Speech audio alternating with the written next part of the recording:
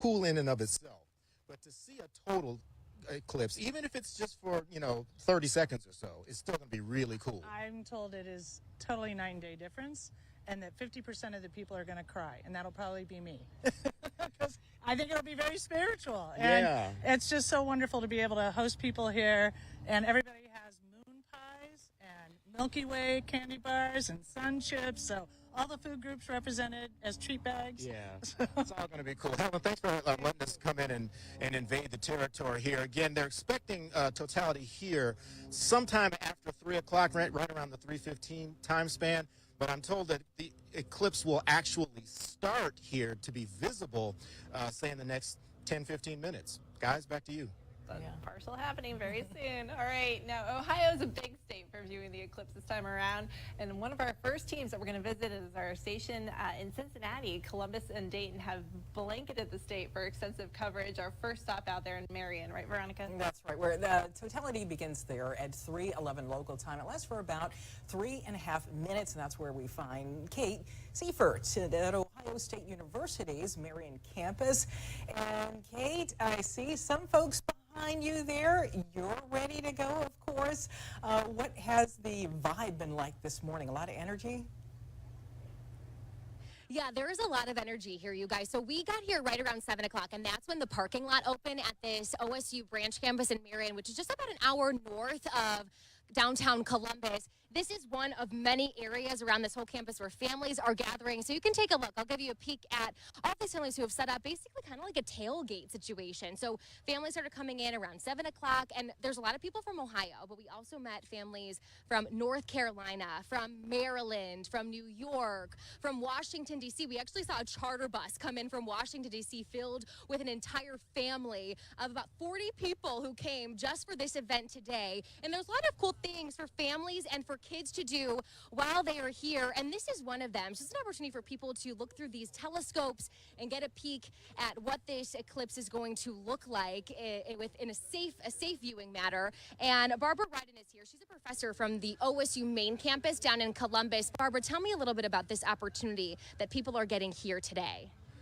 Well, they're getting perhaps the opportunity of a lifetime, since at any given spot, like right here, a total solar eclipse is quite a rare phenomenon. This means that we have people here who have come from quite far away. So far, the most distant trip I've heard from is somebody who came here from Florida.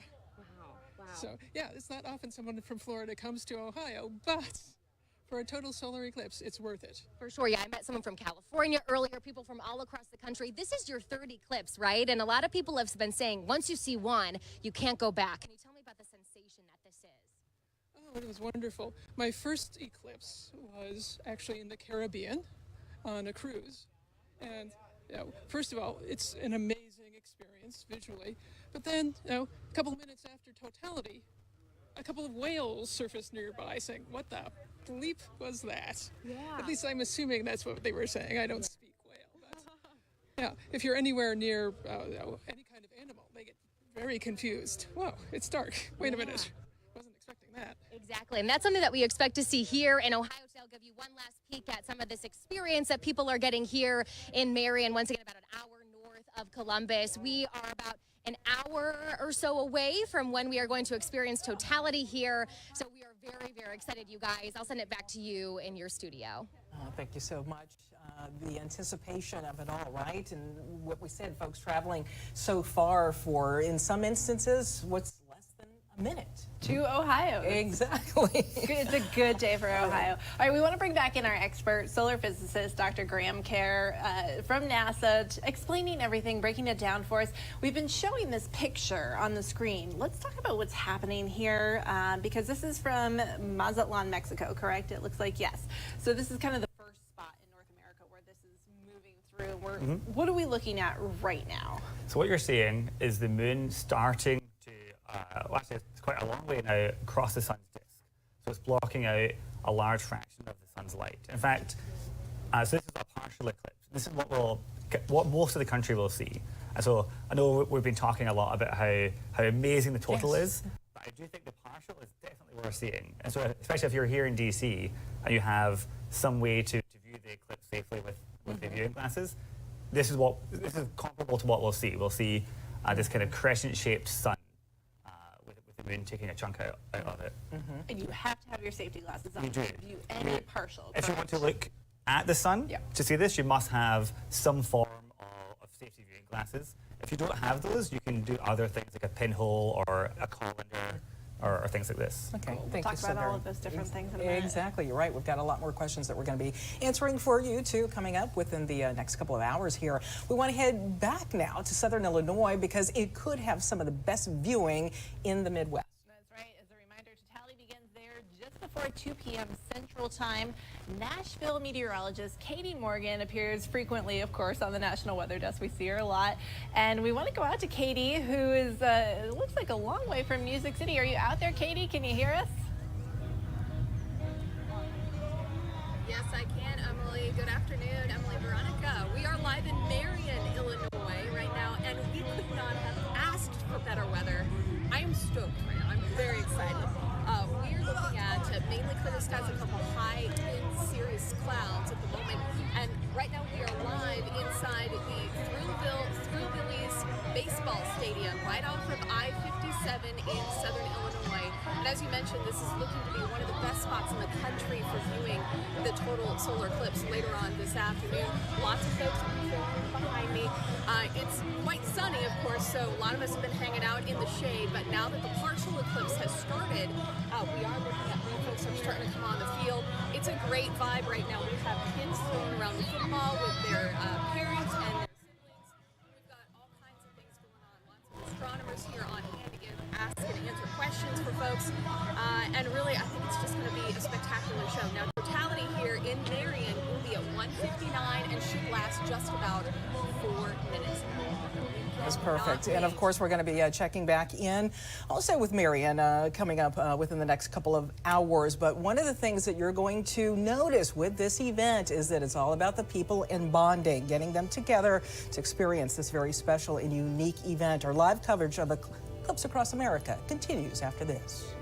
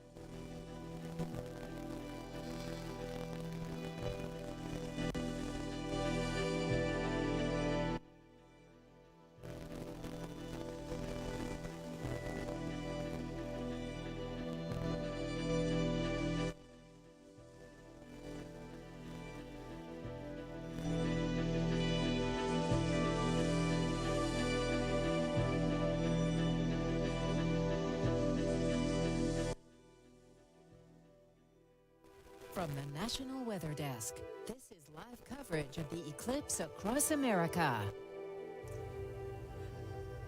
Good afternoon and welcome to the National Weather Desk coverage of the Eclipse Across America. I'm meteorologist Veronica Johnson. And I'm meteorologist Emily Gracie. For those of you just joining us here in the Washington, D.C. area and elsewhere across the country, the next 2 hours should be very exciting. Happy Eclipse Day, Emily. Of course. We're just a few minutes away from Totality arriving in North America. It happens in just about 7 minutes in Mazatlan, Mexico, and you will see it live right here. Now, here's a quick look at the path of totality in the United States. It starts in Texas in less than 30 minutes. The moon's shadow then heads north, passing through portions of Arkansas, Oklahoma, Missouri, Illinois, Indiana, Ohio, and New York before finally hitting Vermont, New Hampshire, and lastly, Maine for the U.S. It then continues into eastern Canada. Now, from start to finish, totality will last about an hour and 8 minutes and cover at least a portion of 14 states. That's a fast-moving shadow. Here's a look at when totality starts in some key places. As we said, Eagle Pass, Texas will see darkness at 1:27 Central Time. Little Rock will see totality at 1:51. Indianapolis at 3:06 Eastern Time. Rochester, New York at 3:20. And finally, totality starts in Houlton, Maine, right there on the Canadian border at 3:32. Okay, so take a look at this map here, because every dot on this map represents one of our 50 cameras covering this historic event. But of course, those cameras won't be able to see the sun and moon if the weather doesn't cooperate, and weather certainly is a big factor here today. Meteorologist Steve Rudin, now he's standing by to show us what the weather is looking like across the country. Hey, Steve. Hey, location is key, and a lot of people have spent a lot of time planning that perfect spot to see the eclipse. In Texas, the severe weather looks like it's going to hold off until the eclipse is finally done. But then after that, later on, coming home from the eclipse, could be looking at stronger storms over into the Dallas-Fort Worth area. Continuing our track off toward the north and east, Nashville, your weather is looking pretty good. Hot Springs, Arkansas, also looking good. Our next stop will take us over to Little Rock, a mix of sun and clouds. But other than that, looking at temperatures that are going to be quite warm, and the sky coverage just perfect out there. Evansville, Indiana, and then as you head into Indiana, Bloomington, and Indianapolis, we've seen a lot of people in Indianapolis. Skies partly cloudy, temperatures in the mid-70s, and then as we head over toward Cleveland, it had rain earlier this morning. That rain is now cleared on out. We are going to look for sun and clouds, but you'll be able to still see the eclipse. Temperatures just around 70 degrees. And then head over toward Buffalo. We're looking at temperatures in the lower 60s. Not the greatest conditions to view the eclipse, but still hopefully a few breaks in the clouds, and you'll be able to see it. And then finally, farther off toward the north and east, over toward Burlington, looking at a mix of sun and clouds, more clouds than sun. Temperatures on the cool side, around 60 degrees. And then we head way off into Maine, where it looks a little bit better. They're saying that parts of Maine will be the best viewing in the entire country with lots of blue sky. Still some snow on the ground up there. That's right. Chilly. All right, the anticipation is growing along the path as the clock ticks down to totality. It arrives in Springsboro, Ohio, in southwestern Ohio, a little over an hour, and lasts about 90 seconds.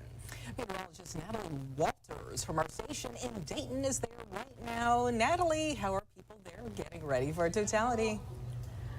Yell as loud as you can. At the top of your Hey guys, it is amazing the crowd that has shown up for today. Thousands of people in the Springboro community, and I'm sure we've seen some people from elsewhere kind of traveling their way into the path of totality. It was about 7 minutes or so ago that we started to see a little bite of the sun taken out by the moon, and then eventually at 3:10 p.m. we will approach totality. But as you can see here, we got live music. This is actually from the local high school in town, and we have about thousands of people that have shown up for today. They're giving away 1,000 free glasses for the first 1,000 that show up. You have those bounce houses. We have snow cones. We have food trucks. There's coffee. It is overall a great time here. And the weather has shaped up beautifully. So far, we do have some of those high cirrus clouds that have made their way into the area, but for the most part, it should just be filtered sunshine. You should be able to see enough of the sun to really get a good glimpse of our total solar eclipse. We're going to be in totality for about 1 minute and 40 seconds, but take a look at the lines going into these food trucks, and then of course the kids are all lined up for Kona Ice. So I'm going to be live out here, and I'm going to enjoy totality in about an hour from now. So you guys have fun back in the studio. So much fun out there, even just waiting for it. And again, we're getting so close, as you'll see in just a moment. Hey, we are going to keep watching the sun in Mexico, but as we do, we want to check back with our team here waiting for its arrival. Noblesville is right in central Indiana. Totality arrives in 1 hour and lasts for 3.5 minutes. Lynette Grant is a meteorologist at our station in South Bend. She's at a moon market at a local parklandette. Are people getting excited out there in Indiana?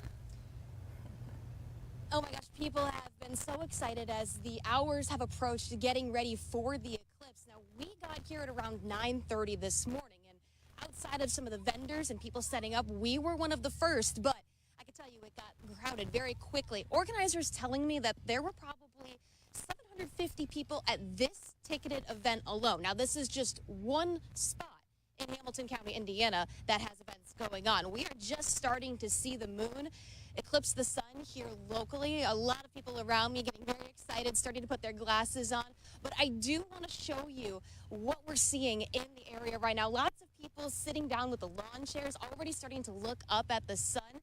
They've even got several pairs of giant eclipse glasses out here in Hamilton County. It's something people are taking pictures of to have some keepsakes for today. But we are about an hour away from Totality happening, and it started at around 1:51 p.m. Totality specifically lasting 3 minutes and 22 seconds here. The time of that likely going to be 3:08. We're excited to see it, and we're going to continue to bring you coverage all across the country of what it looks like. But for now, I'm Lynette Grant in Hamilton County, Indiana. Thanks so very much. Okay, so look at the image that you're seeing on the screen right now. Looks like it's almost dark. That is the fact that we are just moments away here from Totality in location 1, Mazatlan, Mexico. That's right. We're so lucky we have a NASA solar physicist here to kind of walk us through what's happening right now. It's very hard to see unless you're looking right at it. Dr. Graham Kerr is in studio with us to kind of walk us through. This is Mazatlan, Mexico. We're looking through a telescope, through a lens, in a safety lens in a telescope, and we're about to get into Totality.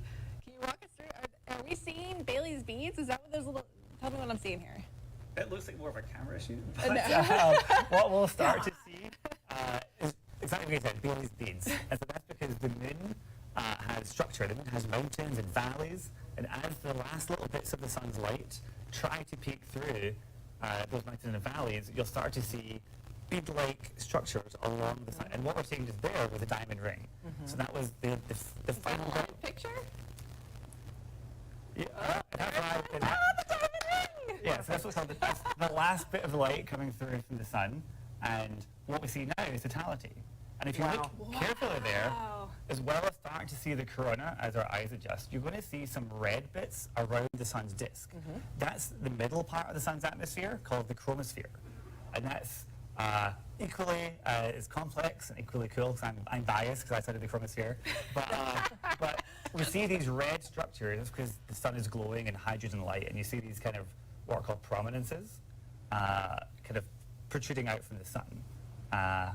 Is there anything we're going to see during this eclipse that we didn't see in 2017, given the fact that we're in this heightened solar activity right now? So, as you said, we're at solar maximum, or we're approaching solar maximum right now, which means the sun's atmosphere is way more dynamic than it was in 2017. You've got lots of, not only do you have lots of transient events like flares and CMEs, the whole corona itself is just more dynamic and more active. And so we'll likely see lots of structure. We'll see lots of what are called helmet streamers, or these big kind of cap-like structures around the sun, as well as poles. But unlike 2017, they'll be all over the sun's corona. Because it's more active. Exactly. Right. So they won't just be at the equator. If we're very, very lucky, you could potentially see a coronal mass ejection. It'd have to be things aligning. But in 1860, we believe they did see this, because there are lots of drawings of the eclipse, and there's some features in those drawings that look like what we now identify as a coronal mass ejection. So 1860, was that when the Carrington event happened? Wasn't that around the same time? That was around the same time. The Carrington event was a year before. That was 1859. But heightened solar activity. So the Carrington event was the biggest flare in CME we've ever recorded. So this goes to, we talk about all this research, the special research that's taking place on many different levels when it comes to today's total solar eclipse. What do we hope to learn, and why should people care? So the sun is not just this kind of unchanging disk in the sky. The sun is actually really active. Like we're just saying, it kind of goes on these activity cycles of every 11 years. It goes from being really active, then a few years later it's not active, then back again. But that activity affects us on the Earth. It affects technology and infrastructure. And so we have to study the sun in order to predict and then try to mitigate those effects. And And what we see during eclipse is the middle part of the sun's corona. We see the lower and the mid corona, and we're unable to study that area easily without an eclipse. But that's a really crucial layer for understanding these, what we call space weather. So the generation of the solar winds is constant stream of particles coming out from the sun. It's also where we think coronal mass ejections, or CMEs, are accelerated. And also, as we were just saying a minute ago, the sun is just more active right now, so we see a lot more structure in the corona. And that gives us a really neat opportunity to study those magnetic structures. And all that energy coming Yeah, off of the exactly. sun ultimately impacts some of the technology on Earth. Exactly, yeah. Now, as it starts to come out of totality, what should we be looking for? So you'll see everything kind of in reverse. You'll see, if we're lucky, we'll see another diamond ring, but then we'll also see Bailey's beads again. So we'll see those kind of crevices coming.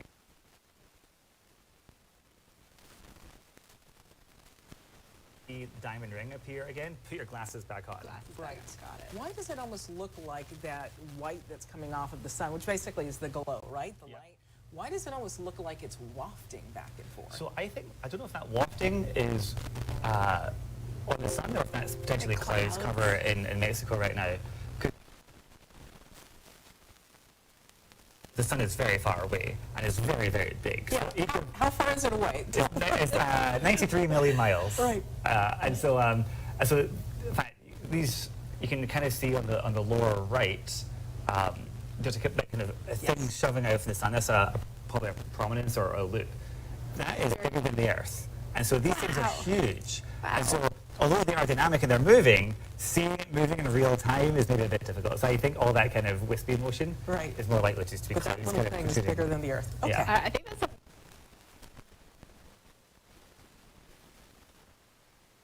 just started a few minutes ago in Rochester, New York. The city on the shores of Lake Ontario in western New York will experience more than 3.5 minutes of totality starting at 3:20. Jackie Nape here in Rochester right now. Jackie, what is the atmosphere like there? Because I take it the weather there not bad, right?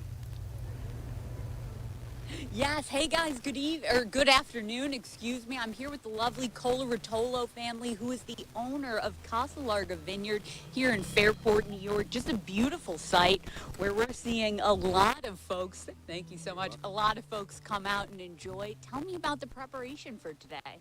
Oh, well, I should defer to my sister, Mary Jo, because she's done most of the preparation with the team, but I think they've worked really, really hard to put everything together to make sure that that it goes off as well as possible. That's wonderful. Now, tell me about some of the visitors we're having. The visitors that we're having are from all over the country.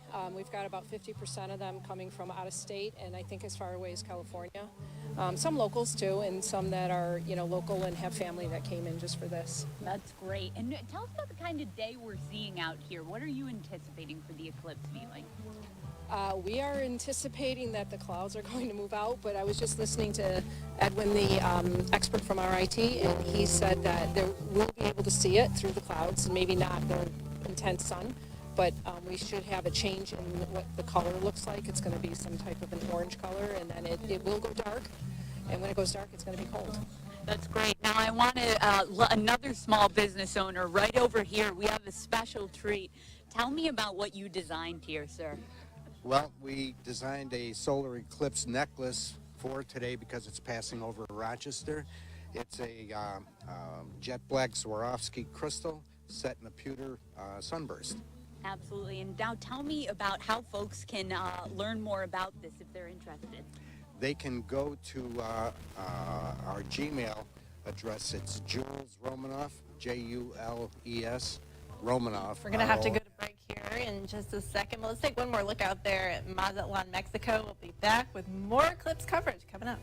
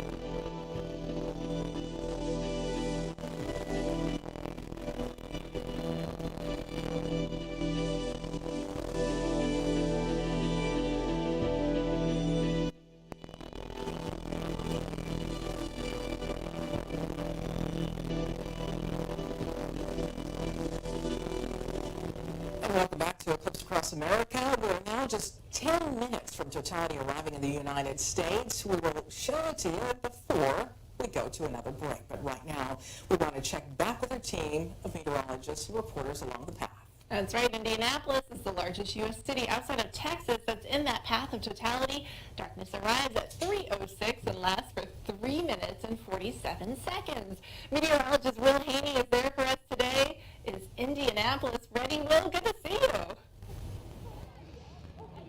Yeah, great to see you guys as well. Thank you so much. Greetings from the Hoosier State. Yeah, this park, we are at White River State Park. This is in downtown Indianapolis, and it is packed. They're estimating about 20,000 visitors to the park alone today, about 100,000 visitors to the city of Indianapolis. I want to just set the scene. Pretty much all around me, there's people on chairs, blankets, and now that we have a little bit of partial eclipse beginning, the excitement is just really building. I'm seeing more people picking up those glasses, putting them on their face, and we're starting to hear that reaction from the kiddos out here and everyone from the young to the elderly. It is just really amazing, and I think that excitement will obviously continue to build for the next hour or so. We are expecting, as you mentioned, that totality about 3:06. You know, it's a crazy fact about totality over Indianapolis is the last time that Indianapolis would have seen a totality was way before Indy was even a thing. It was back in 1205, which kind of speaks to the rarity of it. They average about every 400 years or so, but yeah, really amazing. Over 800 years ago was the last time we saw a totality in this exact spot I'm standing. So yeah, just an amazing day ahead, and we are going to continue to just keep watching. And of course, that totality conditions are looking fantastic here in Indiana. We just have a little bit of some high-level cirrus clouds, just those wispy ice clouds, but that's not really going to spoil the show. If anything, just filter that sun just a little bit. But overall, things are looking really good here, and the temperatures, it's like in the low 70s. Perfect. So we'll send it back to you all in the studio. That is great to hear. Thank you so much. Yeah, they'll have some great shots for sure. All right, Veronica, check out this story. You know our meteorologist, Ed Piotrowski, in South Carolina, Myrtle Beach, meteorologist. He traveled to Texas to go see the eclipse this week. Texas wasn't working out cloud-wise, so he hopped on a plane and went to Maine. So he's giving us a forecast from Maine. Let's check it out. All right, thanks, Veronica and Emily. Houlton, Maine is a happening place right now. This small town of less than 6,000 people, swelling to nearly 30,000 people, all to witness the total solar eclipse. You can see a lot of the cameras behind me, but if we look down Main Street here in Houlton, Maine, a lot of people arriving, and there's still many more to come. We've already seen plenty of reports that I-95 is backed up for an hour outside of Houlton, Maine. Folks are having a great time out here, and the weather could not be better. It is perfectly sunny out here right now, probably the best weather anywhere along the path of totality in the United States. Folks are here eating. They're having a good time. They've got their eclipse glasses, and of course we have NASA here as well. NASA is here because they're not only filming the actual eclipse, but they're doing all sorts of different things to learn more about the eclipse as well. So it's an exciting time here in Houlton, Maine. Once again, totality is around 3:32 p.m. here. That's when the moon will pass in front of the sun, blocking out all the sunlight, and all that's left is that magnificent corona just flying away from the center of the sun. I got to see the one in 2017, so to me, this is as good as it gets when you can see one of these total solar eclipses. We'll, of course, join you again for more reaction after the eclipse goes by here in Houlton, Maine. For now, I'm Ed Piotrowski. Emily, I have to tell you, I think that is the bluest sky that I have seen so far with anyone checking out. That's a true chaser right there, too. Somebody who hops on a plane mid-event. All right, let's head back to Ohio, which is counting down the minutes to the arrival of totality. Greenville in western Ohio, that's about 90 miles just north of Cincinnati. It will go dark starting at 3:08 and stay that way for nearly 4 full minutes. That's where we find Chelsea Sick, our station in Cincinnati, Ohio. Anticipation is building there. Oh my gosh, it truly is building. We are starting to see that moon pass up in front of the sun. Again, you said 3:08 is when we're going to see totality here, but we're starting to hear some people say they can feel a difference. It's getting a little cooler, not as bright as it was just 5-10 minutes ago. So starting to see a pretty big difference. We do want to show you, we're here at the Eldora Speedway, which is owned by Tony Stewart, and they have a screen.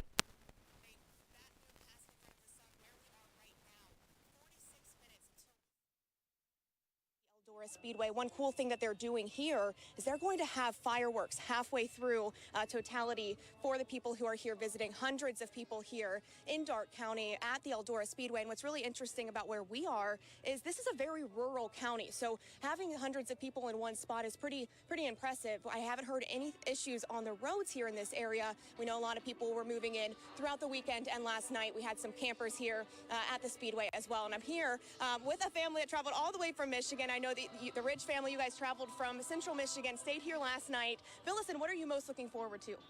Seeing the sun turn off. I mean, it's going to be awesome. We haven't ever witnessed a solar eclipse, or a total solar eclipse anyway, but we're really excited to see it. And girls, I know you're excited too. What are you most looking forward to?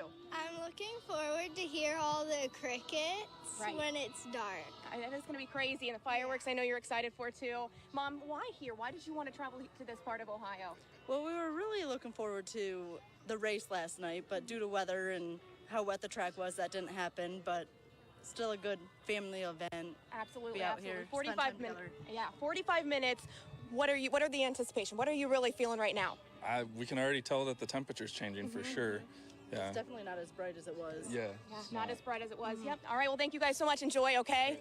All right. It's a beautiful day here in Darke County. We're really not seeing many clouds in the sky at all. I know that's been a worry for a lot of people. Right now, we're not having any issue seeing the sun as this begins. Back to you all.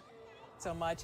Hey, we're now just minutes away from Totality arriving in Texas. We'll continue to watch it, and we'll bring it to you full screen before it begins. Right now, let's go head up to Oswego in New York. We're just north of Syracuse along Lake Erie. Totality arrives in a little less than an hour, but Connor White is there right now. Connor, tell us what's happening up there in New York. How's the sky looking?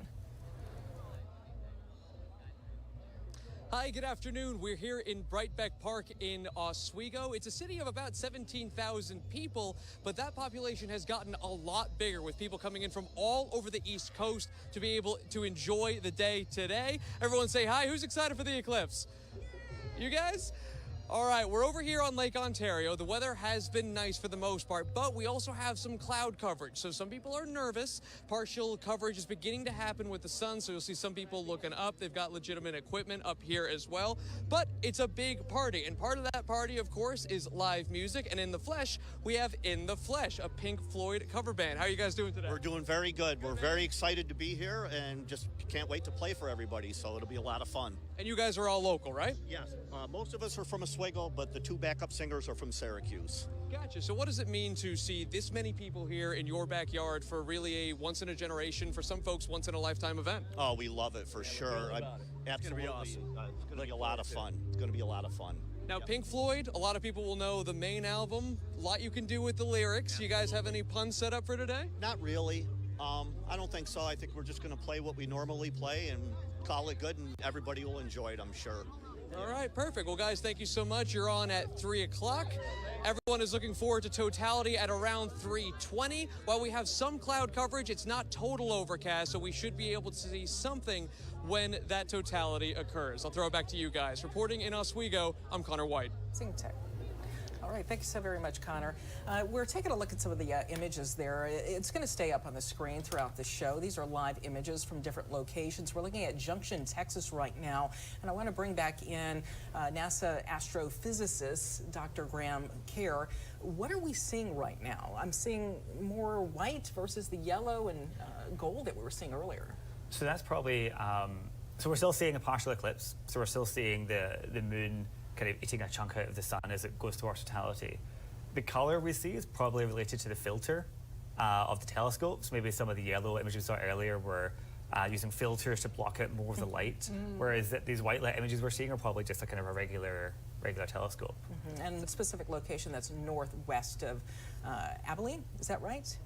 San Antonio, just northwest of San Antonio. So when we see it go dark, it's kind of, that's when clouds kind of come in and ruins our shot, and then we hop to the next one. So definitely some cloud cover out there affecting things today, but we can't control that. What we can control is what we learned from you, Dr. Carr. I want to hear a little bit more about the eclipse, and we were talking about the differences earlier between this one and the one in 2017.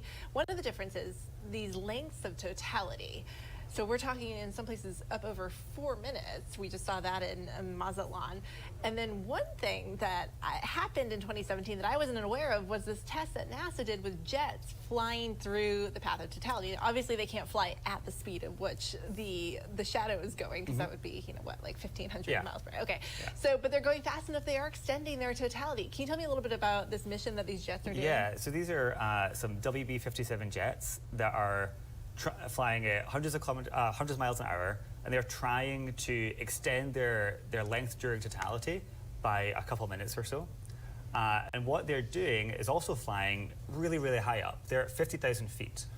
And that lets them not only get longer totality, but it lets them look at the eclipse using different types of light. So as well as visible light, they're going to be looking at infrared light, which means they're above the part of the atmosphere that the water vapor blocks infrared light. So they're able to get these really, really high resolution, really fast images of the lower corona like we wouldn't see on the ground. Amazing. It looks like they're in space. Right. All right, we're going to hear more from Dr. Carr in just a minute. Let's head to break here. We're going to see more totalities coming up. Of Eclipse Across America continues after this.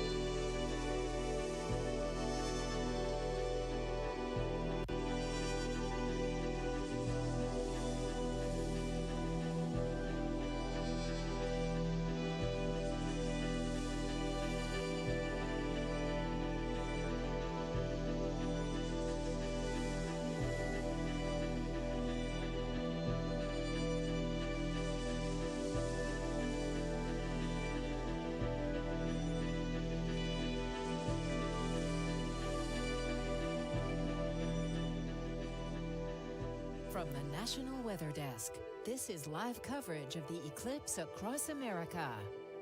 Welcome back. Totality has now arrived here in the United States. Over the next hour, the shadow will move from Texas to Maine. That's right. This will give you goosebumps even watching. Right now, places along the path near San Antonio are dark or about to become dark. Let's join live coverage from our stations in Austin and San Antonio as they get reaction to totality.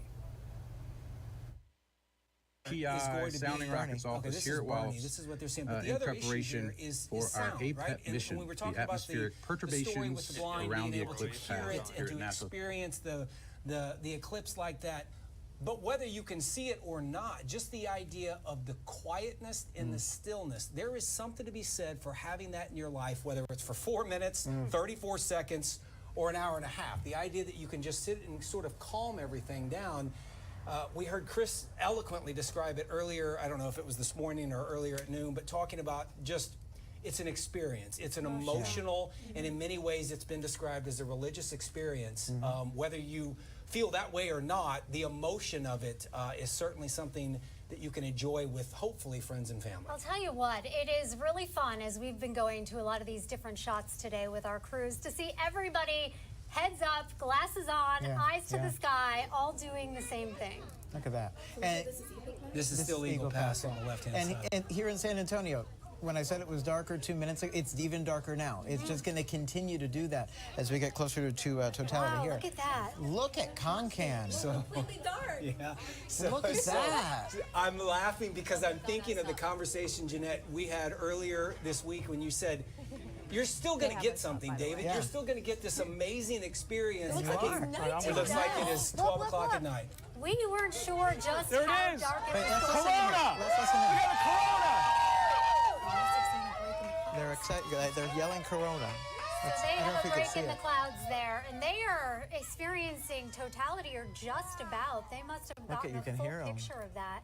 Wow, it just gave me chills to hear Yeah. them all cheering. Guys, are we, when I say guys, I'm talking to our producers in the booth. Are we able to go live to Chris and Mandy to see what they're... I'm hearing you guys. I can go live. So what are you seeing? Can you tilt the camera? love Can we it. see that? Love Oh, it. okay, you can hear me. Great. Yeah, we can hear Yes. you. You That guys, looks all right, amazing. we're live right now. Everybody give us a cheer. This is amazing. Mandy, can we see the Corona up there? So, I don't know, I think you guys might have seen it for just a second, and I said, look, look, look, and all of a sudden we saw it. Fire? And it's just, you know, it is so cool. Yeah, there's people with their phones out, so I heard you say, is that a fire? No fires. Somebody's got their phones. This is the wildest thing, though, because we went from having the sun, and then all of a sudden the birds took flight, and it started getting darker and darker, and now it's just pitch black, which is what we knew was going to happen, but it's weirder being in it, right? Do you hear the distant roaring around our location too? Yeah. Everyone enjoying it and taking in these moments. Yeah. Not just here on our deck, but around us. We could hear all the eclipse parties. Chris, you were so... And that moment we had of the sun, with just that little hint of the outline, a little bit of the corona, So outer atmosphere, so cool, so cool. And the temperature has dropped. We're down 4 degrees from our peak. It got dark there fast. Very fast. And Chris, you've been talking to us all morning about the emotions of this all. What's If we going could through? luck into one more. What's going through your mind right now, looking at I don't this? have my IP in right now. Mandy, Oh, can you... there Look it at that. Oh, it's back. It's back. Right there. Oh my gosh. Yes. That answered that question. So lucky. So lucky right now. There's the emotion. Look at that. Wow. And Oh my gosh, I it's think so the way beautiful. it comes and goes almost makes it more dramatic. Wow. Yeah. Whoever, I think that was Chris Suchan, but whoever said the word lucky. Yeah, we can see the I think stars. that Seeing is stars. incredibly See a few of the appropriate. stars. There's one right humble. there. It's burning now. Look We're at taking Bernie. a look at Bernie. Pitch black there Wow. and Bernie now too. We were just showing And you Jeanette's shots of out. this a minute or two can get one ago, more break. and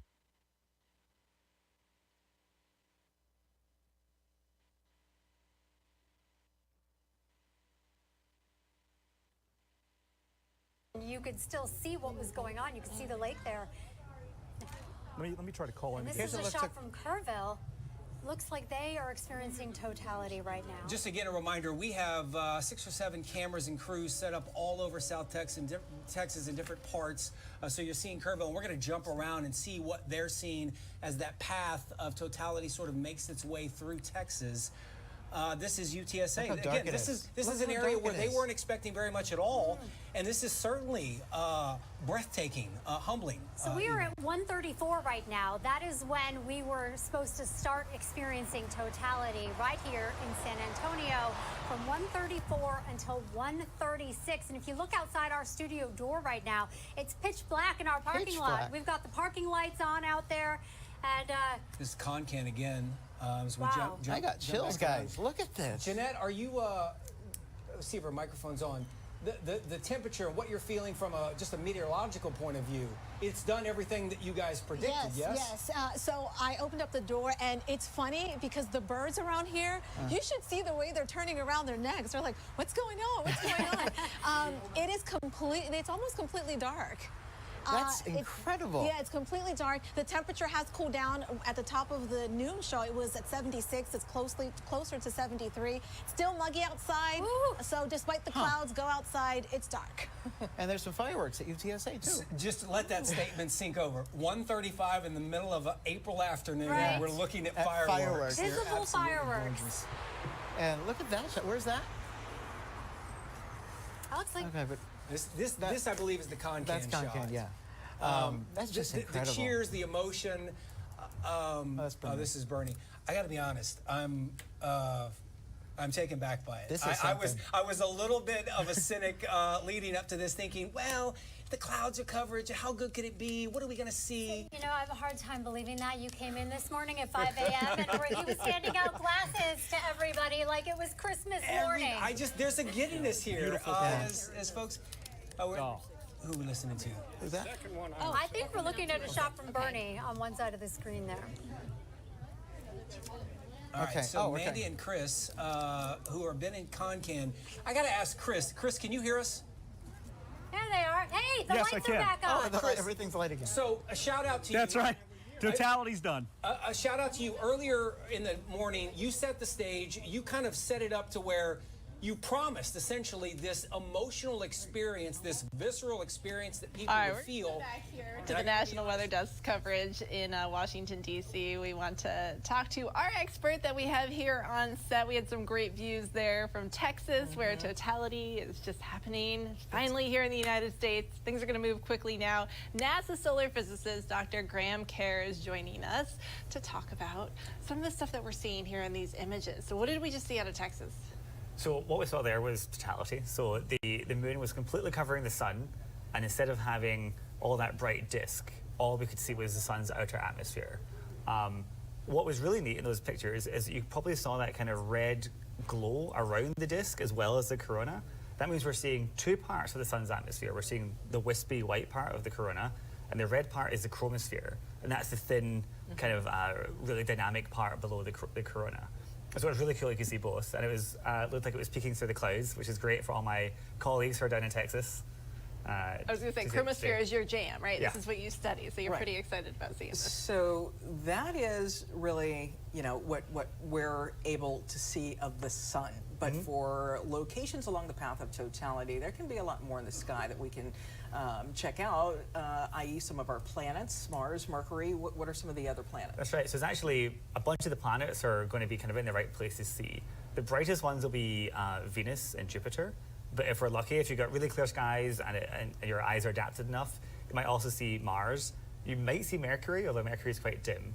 There's also a comet out there, so Comet 12P, that is going to be, I think, on the top left of the sun, if you kind of see a comet with two little tails. So there are, there's a bunch of other things going on in the sky because the sun is no longer outshining everything that we can see. Yeah, so in some ways that would be the ultimate, to see everything all at once in the sky, which is really stuff during to the day.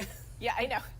It's hard to believe, right in the middle of the afternoon. All right, now because the weather is going to be amazing in Maine, we want to head up there, and plenty of eclipse chasers have even changed their plans and headed north to Maine. Now, Portland's not actually in the path of totality, but Rangeley in western Maine is. Rangeley, I'm sorry. The town, which sits halfway between the equator and the North Pole, reaches totality just before 3:30. Portland reporter Mal Meyer joins us now. Mal, are crowds any bigger than expected out there?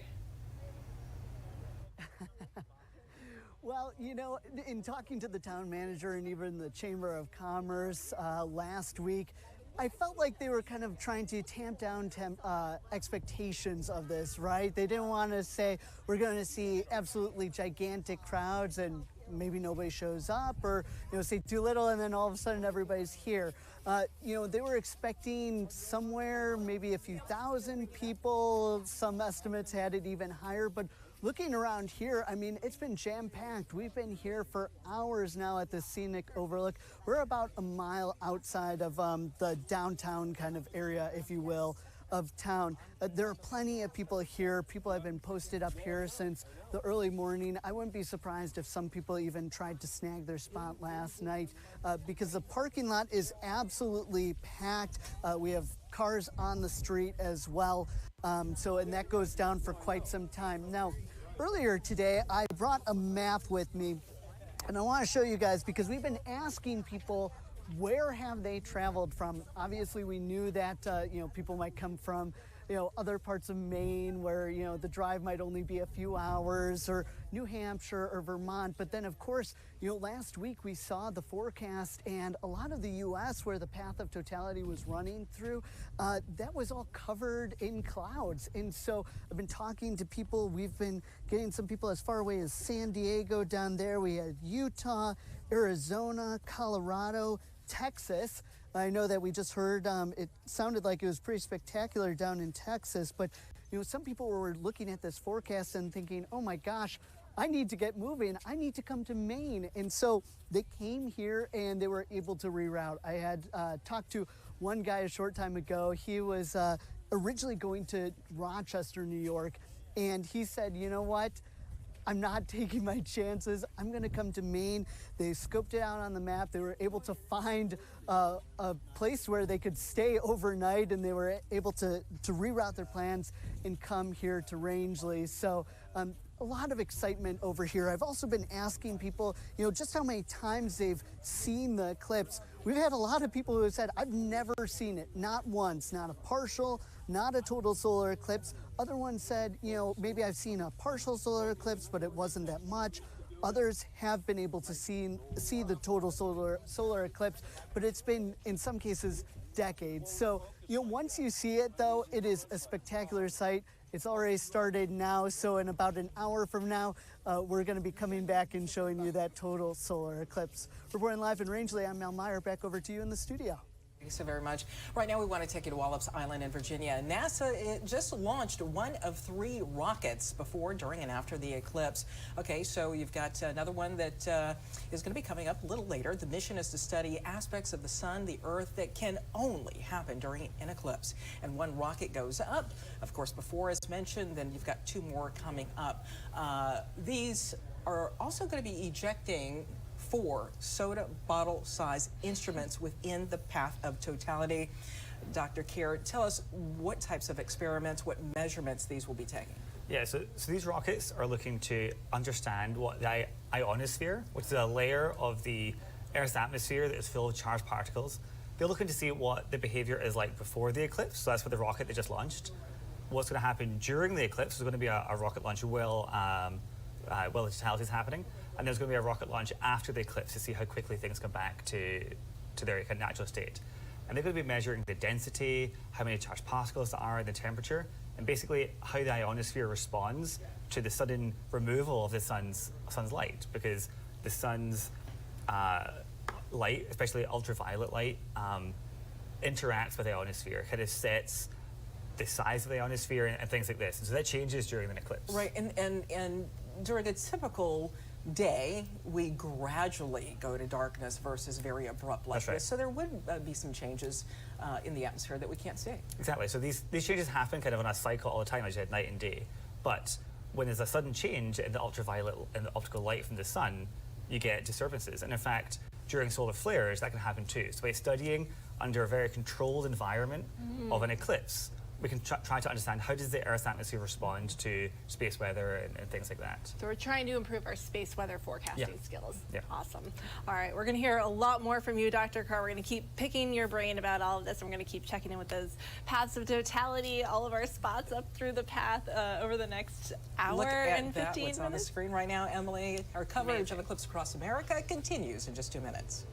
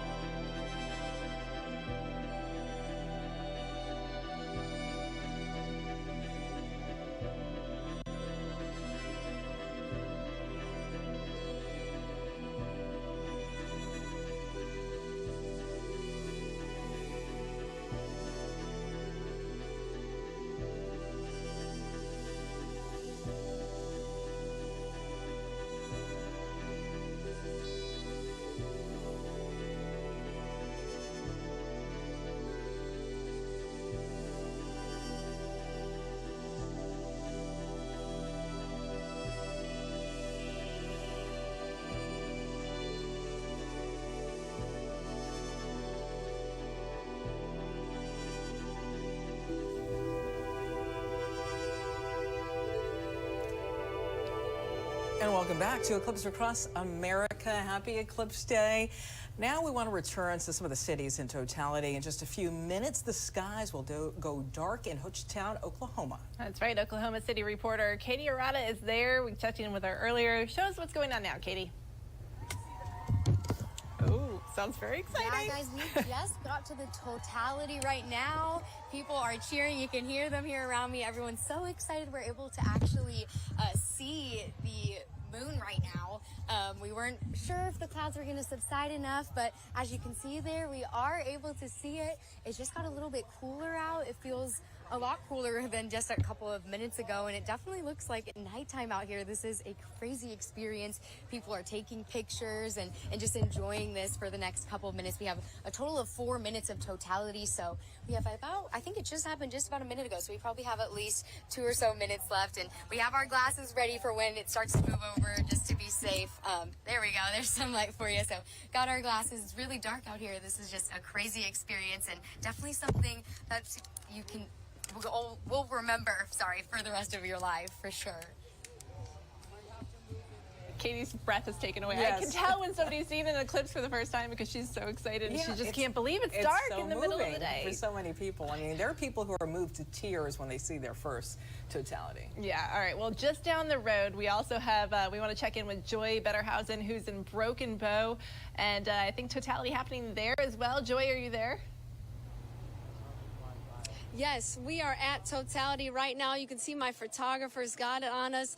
We have everyone taking photos, taking videos. It's kind of still. We got an applause at first, right when we reached Totality, and then everything went still. We've got our street lights on. It is dark. It looks like nighttime, and this is definitely an event to remember. My photographer said, I get it now. I understand why people come to this. And this is my first time ever experiencing totality. We're downtown in Idabel right now, Oklahoma, and everyone is out. We did have a lot of festivities going on, food trucks, a lot of people setting up their telescopes, you know, lining the parking lots, and now it's almost still. It was about 5 minutes ago, just before we reached totality, where we saw the birds kind of come out flying around looking for, you know, spaces to go underneath, but it is just beautiful. We only have about 2 minutes or so to really look at this with the naked eye before we got to put our glasses back on. So everyone is just taking in this awestruck moment right now.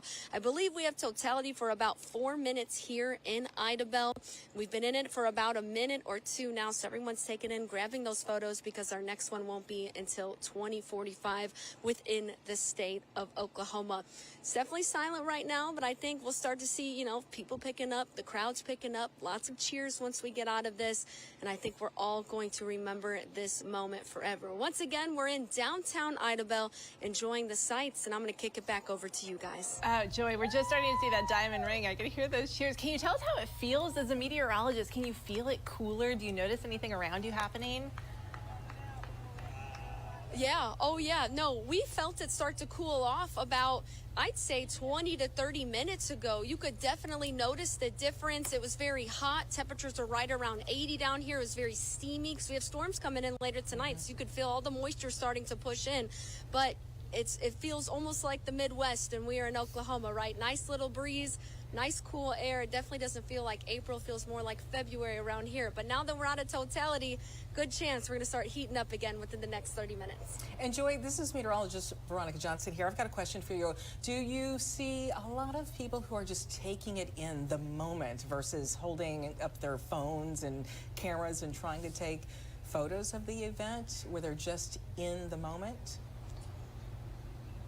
Oh yeah, oh yeah. I mean, you heard, you know, the crowds go silent. Once we could view it with our naked eye and put the glasses down for a second, everyone was just looking up in awe. It was definitely a sight to see. First time for me to see it. I saw it back in 2017, but it might only been about 50%.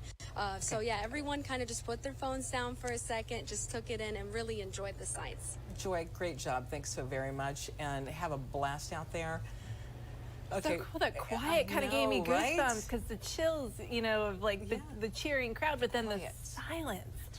I haven't heard that before. All right, we're going to check in now with our live coverage in Arkansas as we join KATV in Little Rock, Arkansas. Oh my God. And we have Totality in And there it Arkansas. is. And take Take off the your glasses. glasses. There's the diamond ring And effect. the diamond ring effect. There it is. Brilliant. We've got 4 minutes of this. Enjoy. We have 360 sunrise around us. Yep. Look in every direction. Mm-hmm. The I've colors never of the seen atmosphere. anything like this, guys. We have talked about this for years. Wow. And the moment is even better than you could have anticipated. Look at that.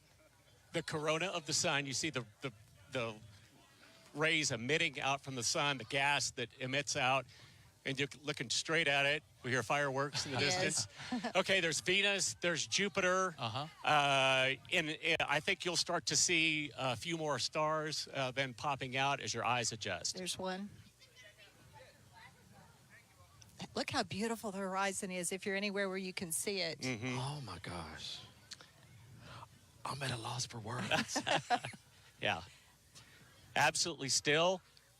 Listen for crickets and, you know, the animals, insects, they think it's nighttime. You're watching live coverage of the eclipse across Texas, sponsored by Visit Uvalde County, Texas. In Arkansas, this Welcome will back, last everyone. anywhere from 2 minutes to about 4 minutes and 15 seconds. But it's the best 4 minutes and 15 seconds of your life. Look at the craft. Is that I wonder if that's a satellite or a? Oh. Yeah, some of the people are saying what planets. I think planet? To the big right. one to the right, I believe, is Jupiter, and then you've got, I believe, Venus over to the left side, if you're looking out there. I do have to tell you, I've experienced it without clouds and with clouds, you can't see it quite as well. But it's even darker outside. But this is, it's unbelievable. You can see little pieces of light coming. We're still not past. We still have plenty of time to go right here in the middle of the shadow. I'm seeing a lot of flashes twinkling over here. I wonder if that's some of the craft that have been up to do research. Yeah, You know, I we're think so. seeing a lot of, some of the balloons. This is a long 4 minutes. First timers, how does it compare to your expectation? I'm savoring every second of this. It's unbelievable. I'm just hoping everything goes back to normal, Barry.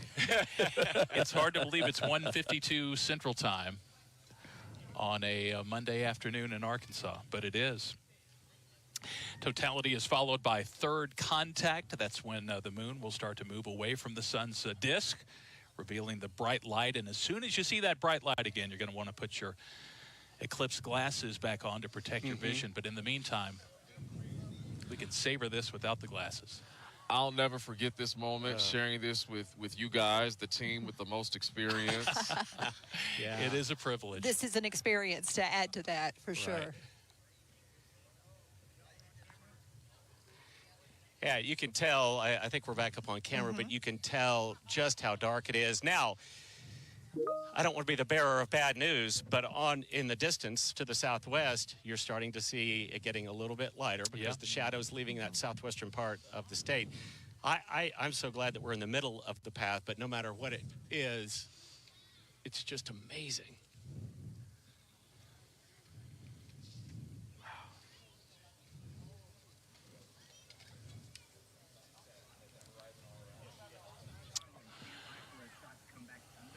Well, we do hope that you're enjoying this at home as much as we are here in Conway County at the Winthrop Rockefeller Institute, Arkansas, as thousands, millions enjoy the path of totality through our state. And Melinda, you mentioned that there is another Totality city in Arkansas right now. Dr. Care, we've been seeing totality now for a couple of minutes. There's some cloud cover there. It looks like a little bit of cloud cover, but folks are still able to get just enough of it to get some great views and probably some great photos. For that location, 1 in every 400 years, there might be a totality happening in any one location in the U.S.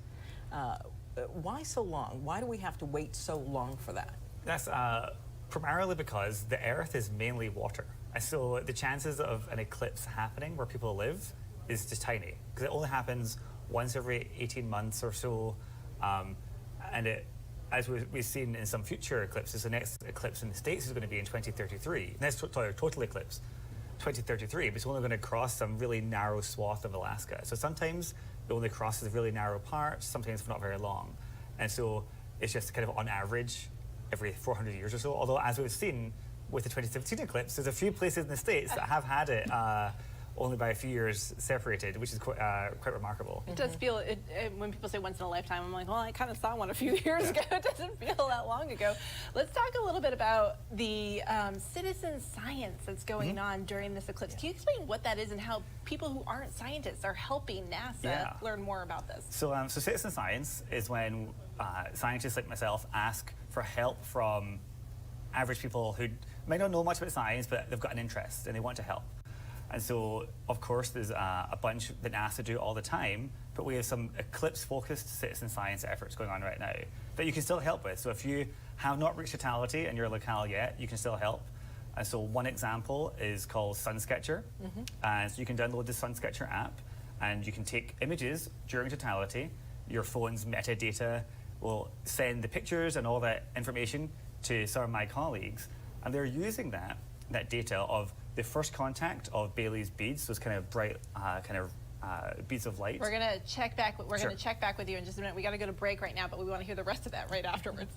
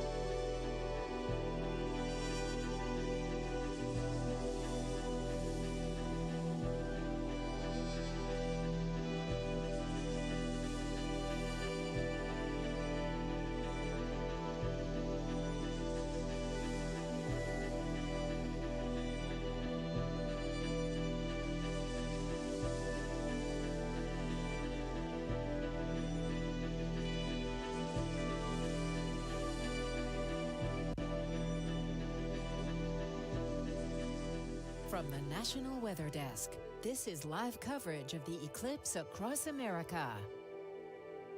And good afternoon. It's now 3 o'clock in the east, 2 o'clock Central Time, and we still have 35 minutes before Totality leaves the United States. It is happening right now. The partial eclipse, as the moon moves away from the line between the sun and the earth, will continue in some places until 4 o'clock.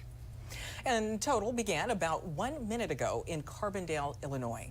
Julia Rozier, she joins us now live. Julie, describe what you're seeing and how people are reacting. Looks like Totality maybe it started there? Yeah, that's right. Totality is happening right now here in Carbondale, Illinois. We want to give you a quick look because the countdown is on until the end of it. Now take a look at the sky. You can see it's gotten incredibly dark, almost as if it is sunset here in Carbondale. You can see it is absolutely beautiful. It's a little bit quieter than it was in here in the stadium earlier. People are taking in the moment of a once-in-a-lifetime unique experience at Saluki Stadium in Carbondale. Totality is only expected to last for about 4 minutes and 10 seconds. But people here have been excited all day for it. The stadium here fits 15,000 people, and there's over 11,000 people that came to Carbondale to watch the solar eclipse. But you can see people are out pointing at the eclipse, looking at it, taking pictures, taking in the moment. Really is special. It's very, very beautiful. There's been entertainment here today. Back to you. All right. Thank you so much. That really is special, though. So Carbondale will stay in Totality for 4 minutes. I said, you know, it's something that really is marvelous. It's wondrous to see how...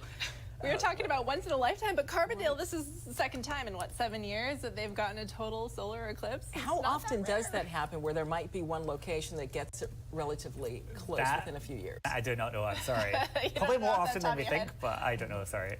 All right, so Dr. Kerr, you were talking earlier about citizen science and an app where people can still take advantage of helping out NASA learn more about the eclipse. Can you finish that? Yeah, sure. So this app, you'll take images of totality as it starts and as it ends, and my colleagues will use that information to measure the shape of the sun very, very precisely. And it might sound kind of weird. They might ask, do we know what shape the sun is? But we're trying to do it to better than 1 part in a million. And that's because we need that precision to really understand what flows and things are like on the sun. Because the sun's actually a gas, it's not a solid body. And so there's actually peaks and troughs on the sun's surface. And knowing that information to better than 1 part in a million will really help us understand things like how the solar cycle works, how solar features are formed. And so you all can help with that. If you're not reached Totality yet, you can download the Sun Sketcher app. I think we all think of the sun, right, as being a circle, but it's almost like it is, you know, it's ever moving, right, because of the atmosphere. So how does NASA describe the shape of the sun? So it is almost spherical, but it is oblate, which means it's slightly squashed at the poles. And in fact, it's because of that, it's because it's a gas where the poles are moving slower than the equator. That's why solar activity happens, we think. So the sun's magnetic field gets dragged up and twisted and stores a bunch of energy, and that's what creates the corona that we see here. So we were talking about space weather prediction and knowing when solar flares are going to impact Earth and how there's still a long way to go here with that science. Yeah. We kind of got there with weather forecasting, I don't know, like 50 years ago, you know, satellites, radar was invented. Do you think in 50, 60 years that we'll get to that point with space weather prediction? I hope so. So we've been doing a lot of work in that effort to try to do it, and we're using lots and lots of data. And the more data we get from the sun, the better our predictions can get. And especially now that we have machine learning techniques, there's a lot of my colleagues are putting in all of the data from all the various sources we have into some machine learning networks to try to understand, okay, can these help us with the predictions? Would that even help us predict the northern lights? Yeah, so the northern lights are kind of enhanced by solar activity. Right. And so if we know there's going to be more solar activity, we'll know there's going to be more intense or northern lights, or even the oval will expand, so more parts of the country can see them. I say that, Dr. Kerr, because I'm really counting on a great forecast for 2026. Iceland 2026. Ooh. I want the northern lights, and I want a total solar eclipse. Perfect. I want good pictures from you. That's on my bucket list for sure. That's amazing. So that's kind of a perk that comes out of increased solar activity. We talk about some of the drawbacks too. Everybody kind of lost it a while back when AT&T stopped working for a little bit, and there were some rumors out there that it had to do with solar activity. Can you talk about what is impacted when there is this increased solar activity, if there is a flare, if there is a storm, a CME? So I think that particular case wasn't actually the sun, but the sun can affect technology in various different ways. And so if there's a flare that the Earth's ionosphere can expand, that can cause enhanced drag on satellites, so satellites can get lost or go off course. And so it's important that we let satellite operators know this might happen. You can get what are called the circuitry on satellites can get damaged by single event upsets. And so again, we can put them in safe mode. In terms of bigger impacts, coronal mass ejections, if they impact the Earth in just the right way, that can induce currents in the atmosphere. That can affect power generation, so like transformers and power stations. It can make GPS not work. And that's important from anywhere from precision agriculture, if you're a farmer trying to plant your seeds every fixed distance, to emergency services responding to hurricanes that we saw in Florida a few years ago. These can all get affected. Yeah, all right. So important. Can't wait So to many learn more things that about are that. impacted. I think we're just less than a couple of minutes away now from Totality in Ohio. We're going to join our team in Columbus, Ohio. They're covering the eclipse from Maryville to Marion and Indian Lake. Let's listen into WSYX. But I came from South Carolina. And you came from South Carolina. Yeah. Now, do you know these people? It's my son and my daughter-in-law. Son and daughter-in-law. Now, son over here, you have the better view out of all of us because you're one of the tallest people here. Is it any nicer this much closer to the moon and the sun? Yeah, I feel a lot closer to it. You feel a lot closer. Are you going to have a very special time with your family today? Absolutely. Celebrating the Hurricanes win yesterday and then watching the eclipse today. It's just a great time. Now watch yourself because we're Blue Jackets fans, but today we're Eclipse fans together, bringing it into one. And then back here, sweet Chanel, watching Chanel. What does it look like right now? It's like gone. It looks like God? Like maybe his thumbnail? Is that maybe over here? It looks gone. Oh, it looks gone.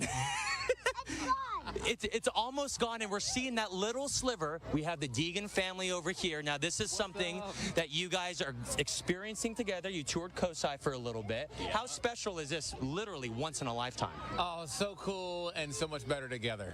Right. It's one thing to experience it alone, but to have your kids, your daughters, your son, is that pretty amazing? Yeah, oh, amazing. Love it. Now, is this your spot right here? Is this where you're going to be for the rest of the time? Yep, right here. There you go. Well, I will get out of the way, let you guys experience it. Again, it's cooler, it's getting darker, and if you happen to be up in Totality, that's your opportunity to be able to look up. But right now, you can't look up without your glasses if you're in the central Ohio kind of Columbus area.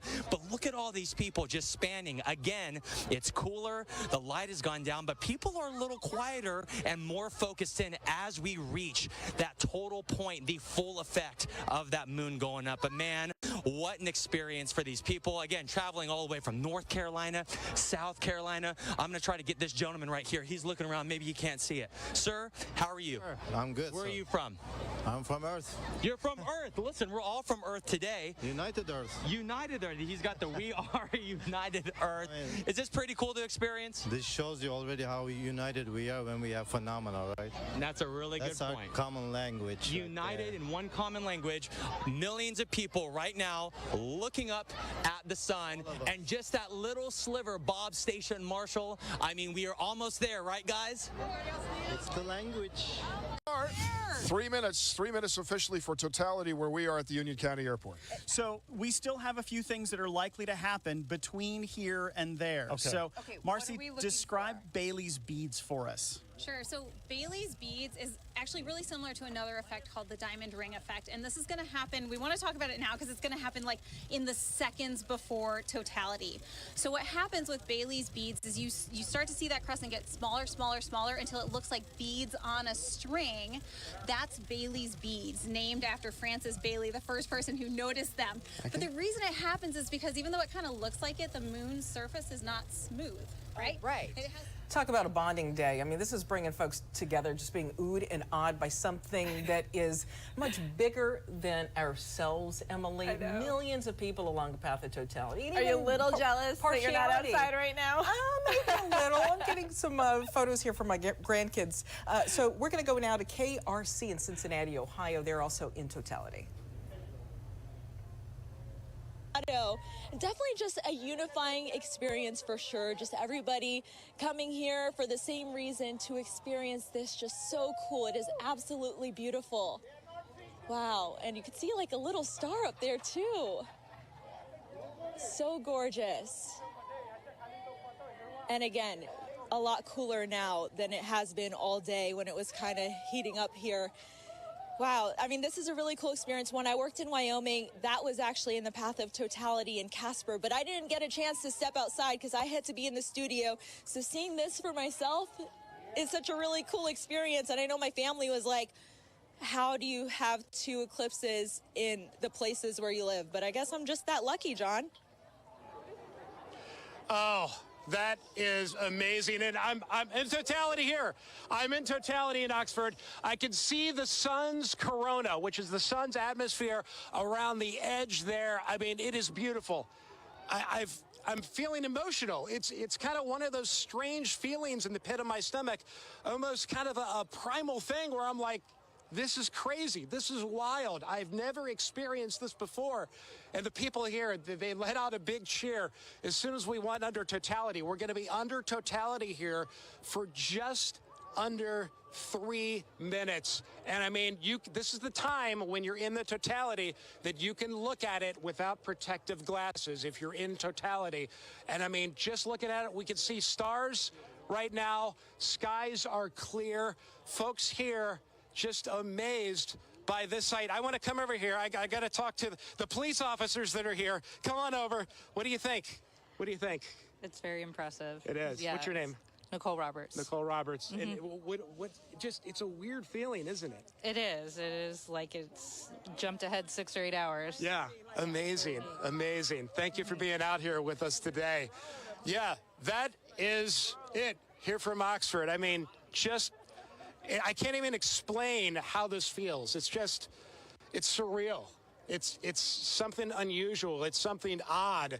And it's beautiful. It is just incredibly beautiful. All right, let's see how things are looking up there in Darke County. Let's head back to Chelsea Sick now to see how totality is going up there. Chelsea, tell us about it. Hey, John, we've been in totality just about the same amount of time so far as you have. We are here for just under 4 minutes. We will be in totality. Take a look at this. Have you ever seen fireworks at 3 o'clock in the afternoon? This is in Rossburg, Ohio, the Eldora Speedway, about 2 hours north of Cincinnati. We are in totality right now. Right after we went into totality, everyone was cheering, and then it was silent for 30, 45 seconds before these fireworks started. It was just an amazing, I think everyone is just in awe at what we're seeing here. It's just beautiful, and I'm here with Aaron. You traveled from Fort Wayne, just north of Fort Wayne, Indiana, to be here. Just talk about this experience for you. You've never seen a total solar eclipse. Never in my life. This is the coolest thing, aside from the birth of my children, that I've ever seen in my life. There's not words that can explain this. Just looking up and seeing that, and it's amazing. Okay. I can't put it into words. And how did you all get here? Did you guys come today? Did you get here? Yeah, we came today. The kids, luckily, they canceled school, so we decided to hop in, and my family and I drove here to see this. So my dad, my stepmom, and all my family's here to watch it. It's amazing. And are your kids here with you as well? That's them up there? Yep, that's them. What were they looking forward to the most with this? Could they even understand what was going to happen? They didn't until they saw that, and I could hear them from standing over here. And one of them didn't even want to come, and I'm glad she did. Yeah. I said, you'll regret not seeing it because it's a once in a lifetime. Yeah, and you didn't even really know what to expect, No. but you knew this was a big deal. Yeah, because I saw the one in 2017, and it wasn't a full, so we didn't get the full effect. So looking up at it right now, it almost brings tears to your eyes. It's awesome. It really does. It's like almost like I don't even know what to say to describe it to people because, I mean, it happened pretty fast. We're starting to see it get a little bit brighter out here, but to see fireworks, I mean, I just can't get past this. Yeah. And they're beautiful. I mean, you can really see them. Talk about your experience driving down here. Did you all have any issues at all? No, surprisingly, we came early. We heard that there may be a lot of traffic, and then once we got here, we heard that in Fort Wayne it was bumper-to-bumper traffic on I-69, so we're glad we came early and avoided all that. Why the Speedway? Why Darke County? Because we come here every year for the Eldora, either the Dream or the World, and we're like, hey. Those fireworks are really popping, huh? Right, yeah. Marvelous, spectacular, a lot of minds being blown right now, what they're seeing in front of them. It's amazing. All right, our live coverage of the Eclipse Across America rolls on after this short break.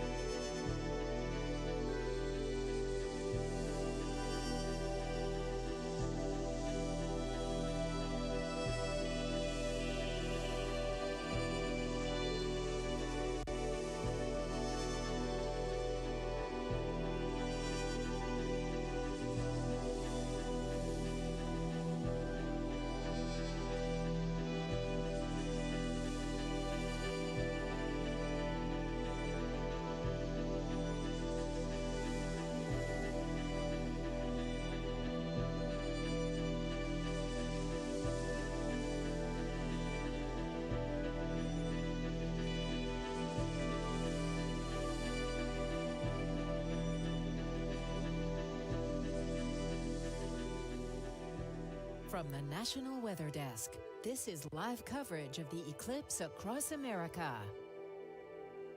Continue to check in with some of the cities along the path of totality in just a moment. But one of the things that we've seen over the last hour or so now that we've been in totality is a lot of folks commenting just how they've been moved. I spoke with a NASA scientist, Dr. Kerr, a couple of weeks ago, and he said if you can get to one, even if it means driving a couple of hours, because you're going to be moved. This is something that will change your life. How so? The sun touches the Earth in ways that we don't often think about. But seeing it in this fashion, seeing the moon and the sun interact, kind of brings it home. In fact, so I've been studying this for 10 years or more. But when I saw the total eclipse in 2017 in Oregon, it was like, oh, that's the thing that I was seeing with my own eyes. That's the thing that I've been studying with satellite data or with computer simulations, and it kind of brought it all home. And this way, especially since so many people can experience it, it kind of hopefully will help people realize that the sun really does impact their lives in ways that they don't normally think about. It's also a good reminder that that's the center of everything, that we're not the center of everything, and just how small and insignificant we are when you see, that we're just a small piece of this puzzle. It's very fascinating. And you were saying a reminder of our connection to outer space, and everybody has a fascination with space, right? Yeah, that all of that is so much bigger than we are here, and the appreciation for that, and of course the connection. I mean, some folks, again, when I said their minds are blown, they're kind of wigged out with first what they're seeing. Some people start cheering, some people start crying because then depending on where you are, if it's your first, your second, your third total solar eclipse, you might react a little different. Yeah. All right, Rochester in Western, thank you so very much. Yeah, right around the corner here with our next totality. All right, Rochester, Western New York, next on the path. And of course, we have a station there that has coverage. Let's join our station, WHAM. Nice way to celebrate something special. And will the birds chirp in the dark? We want to know that too. Love it. We're keeping our eye on that. Back to you guys. Speak soon. Jackie, thank you very much. Don't have too much fun out there. Stay quiet or you're going to spook the moon away. We don't just have crews on the ground in Monroe County for you. Right now, we do have a drone team flying over Canandaigua, where a total solar eclipse celebration is happening at Finger Lakes Community College. Look at that sky. Yeah, it is getting pitch black out there. Take a look at this shot from our drone pilots, Matt Beck and Daniel Finkelstein. FLCC has a researcher from Cornell visiting campus, talking all things eclipse, plus food trucks and more there. All right, it is almost time for the moment we have been waiting for. We are now just about 30 seconds away from totality. Up first, the crowd at SUNY Brockport. We're giving you a live look there in just a moment. I think this is our live picture from SUNY Brockport. You can see, again, they are going to be experiencing 5 additional seconds of totality there. It is dark as night. They are in totality at this moment. Incredible. And you can tell because it is pitch black at this point. Look at how dark it is at 3:20. They are in totality there at SUNY Brockport, right on the center line. So they're going to get that extra 5 seconds of totality. Pretty incredible to see here just how dark it is outside. And it's 3:20 in the afternoon. We are officially in totality, everybody. Really incredible images that we're seeing from there. You can see the light on the horizon there. I believe this now is live from Innovative Field. This is a live look from inside Innovative Field, where the Red Wings are hosting that Solar Palooza. They've been doing a festival there. Pitch black as night, live at Innovative Field. Mike Catalan is out there for us, and we know there are thousands of fans in that stadium right now, all out there for this moment. We are in totality at this minute. Really incredible to see the city go dark during the day. You can't even see the people there. Right in front of us, there are people in front of this camera, but it is so dark during totality that you can't even tell. It almost looks like they're inside somewhere with the lights shut off. Now we're at Parcel 5 downtown for the Party in the Dark.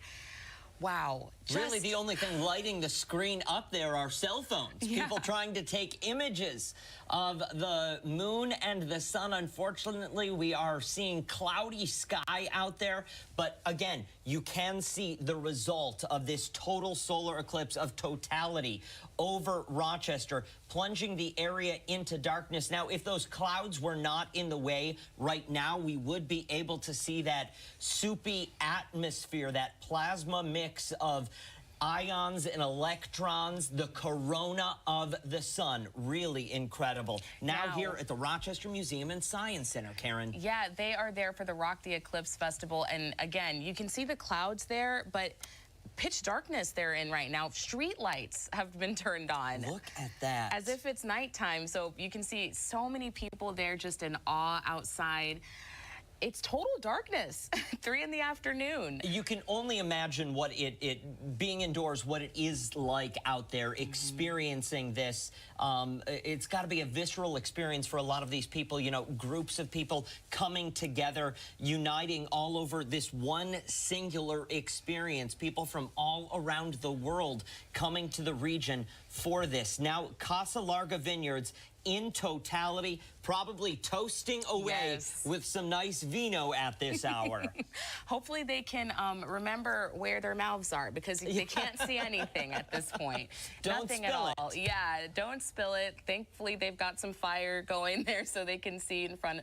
But it's incredible. I mean, we knew it was going to be like this, but it's incredible to see just how dark it is. And this is going to last for another couple minutes at least for us, because we are in the path of totality here. We are in that path of totality. Casa Larga Vineyards, one of the highest spots elevation-wise in Monroe County. Unfortunately, not high enough to get through those higher elevation clouds that are pretty thick at this hour, but incredible images just to see how dark it is outside at 3:23 and 30 seconds in the afternoon. Yeah, so they are there toasting the moment away. Like you said, so many people coming from across the globe, and I think we're going to be checking in here with Scott back at our MSC. Hey, Scott, how's it going there? Hard to describe. It's really special. Just knowing that we're in the middle of the afternoon, just look at what we're seeing, and we're getting out of totality now very shortly, so the sky is brightening again. Everybody's reaction here was really incredible to observe, and we got quite dark. We got like nighttime dark for a good 2.5 minutes, and now you can go up, Will, and show them. We're coming out of totality, so we're slowly becoming daylight again. It's a pretty remarkable day, regardless of the thick clouds we had. And you're not going to see this the rest of your life. You won't have these 3.5 minutes again out here. Really incredible. Let me go talk with somebody real quick. Excuse me. I asked you guys, we're going to talk with you real quick. Give me your thoughts on what you just observed. Amazing. I've never seen anything like it in my life. Yeah, it was unreal. We had no idea like what to expect, but that was just incredible. So I mean, you might have heard on news or social media that it would get dark. Were you really surprised it got that dark? I couldn't believe how long it was too, and I was upset that the clouds were here, but we still saw everything. Yeah, and it got a little chilly, right? Yeah, it did. I felt it. Well, guys, it was so great to talk with you. It's fun to hear about the weather and the changes that take place, and you know it's happening even in places where there's not that path of totality. Here in Washington D.C., That's right. we're only in 87% totality, and it's actually peaking right now. That's right. I was talking to Jay the other day. I know he's excited about this. He's on the National Mall, where crowds have flocked to a festival hosted by the National Air and Space Museum. Hey, Jay. Hey, good afternoon, guys. This is really a spectacular event. I think we just got through most of it right now. I've got my 2 glasses here. I've got the glasses here, and then I've got some other ones that are specifically for the sensor on your camera. And let's just take a look, and let's just look at all these people. Look behind us as we go back toward the west lawn of the Capitol building. There must be tens of thousands of people here. And the really cool thing about it, Matt, is we come this way, we walk over here, there's all these tents all over the place where folks can learn about different things of science, about the eclipse, about the ultraviolet light that could ruin your eyes if you don't use these special protective glasses, all kinds of things we can learn about the solar system. And folks here were just oohing and eyeing, and I think what was really magical, two things. One, it's a little cooler in temperature. Two, it suddenly got a little darker. It didn't get too dark, but it was kind of creepy dark. And then the other thing I really like is just looking up at people like this gentleman with this smile on his face as he's seeing this amazing cosmic celestial coincidence. It really is a remarkable coincidence. And I'm going to come over here really quickly and talk with a scientist. We talked with you just moments ago. I got to warn you, you're on live TV, but just give me a really quick feeling in your heart as what does this collective experience mean to you and your place in the universe? Because you were very prophetic a few moments ago when we were talking. Sure. I mean, I think what I said earlier was, in the news we've been hearing a lot about this eclipse and how many people are paying attention to it, how many people are traveling to see it. And there's some editorials I've read about how maybe this is going to bring the country together and unite us in a way that maybe we need to be. Just a common shared experience. So, and it is pretty spectacular, isn't it, to see this remarkable coincidence of science.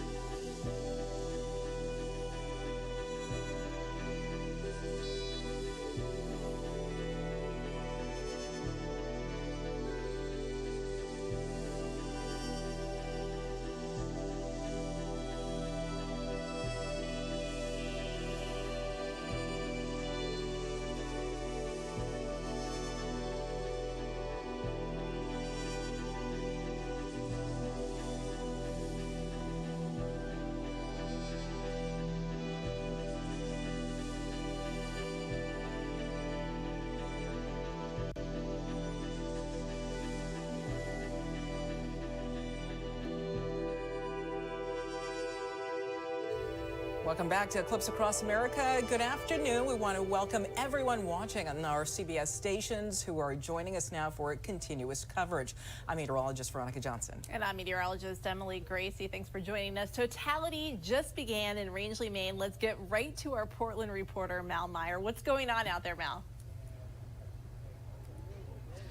Oh my gosh, this is just a spectacular sight, you guys. I can't believe it. I've seen this already once. I saw it back in 2017, but it is indescribable, the feeling. It was getting really eerily dark, almost a hazy dark. And now, if my photographer will show you, there's also this, at the same time, almost like a sunset that is happening right now. It absolutely gives you chills. The crowd just went completely wild. We are surrounded by people at the scenic overlook here, and hopefully you can see they are all just taking this in. We have talked to so many people today who said that this was their first time seeing any kind of eclipse, and they were here for this one. So this is really the minutes that we have been waiting for the entire day. Just 2 minutes and 24 seconds of this spectacular sight. It truly is like a once-in-a-lifetime moment, and if you are ever able to go see it, if you weren't able to go see it this time, really encourage people to come see it, because it is just absolutely unlike anything you have ever seen, ever experienced. And so you have just people taking tons of photos, but really just trying to take it in for themselves, just trying to look at it, because it just goes by so quickly here, and it sounds like it's actually going to be wrapping up here any second now. It was just absolutely spectacular. And there it comes. And just like that, it's over. But, you know, people are very happy with this. Clearly just really excited. You're hearing the cheers all around me. And just like that, it feels like the lights are almost coming back on at your house or something like that. All of a sudden, it's daylight once again. So this has been absolutely spectacular, and people are popping back on their glasses so they can look once again. It goes so quickly, but it is truly astonishing just thinking of everything that has to happen in order for an eclipse to come to fruition and to be in the path of totality. As we were mentioning before, there were people who had come here from New York, from Massachusetts, New Hampshire, as far away as California, Utah, Texas, all coming here for this. Just absolutely spectacular. What a wonderful experience to have. So we're going to be talking to some of the people who got to witness it first here in just a little bit, but it was just absolutely spectacular. Those 2 minutes go by so fast, but it was just absolutely incredible, especially in the moments leading up right up to it. It was getting dimmer and dimmer and dimmer, and then all of a sudden that almost like sunset look across the horizon, and then of course totality. It is just unlike anything you've ever seen. It sounds like people are already starting to pack up and head home, but it was just an absolutely spectacular eclipse. Mal, you're in the spot. This is the spot. This might be the best image we've seen so far of the eclipse, and we're hearing that you were in the path of totality for the 2017 eclipse. So I'm curious how the two different events compare, in your opinion. Yeah, so at that time I was going down to Missouri, and I was able to check out it then, and it was spectacular. I had no idea what to expect, and that time it was kind of a last-minute decision.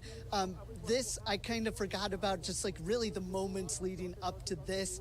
This was so incredibly clear. It was so beautiful. The conditions were absolutely phenomenal. Really barely a cloud in the sky, so this was perfect for everybody who can make their way here to Maine. Mal, meteorologist Veronica Johnson here. I got a question for you. So listen, I know there's some snowpack on the ground. Could you tell how significant the temperature drop was as it went to darkness, and with the fact that it's got the cold snowpack on the ground? Oh yeah, absolutely. I was just wearing, you know, like a thin jacket before, not even a jacket, kind of a pullover. And, you know, I ended up deciding to throw on my winter jacket over it. I'm really glad that I did, because that temperature drop probably was somewhere around 15 degrees. I mean, it was that significant, and it started feeling a little bit cooler as the partial eclipse started happening. But then especially within the last, 5 minutes, and then totality, it felt really cold up here. It is starting to warm up a little bit, but it is definitely chillier than it was earlier today. Mal, you've done a great job with the play-by-play, and it sounds like everybody's still having a lot of fun, even though you're out of it now. Thanks so very much. Yeah, thank your photographer for us, too. Those are some amazing shots. Yes, no problem.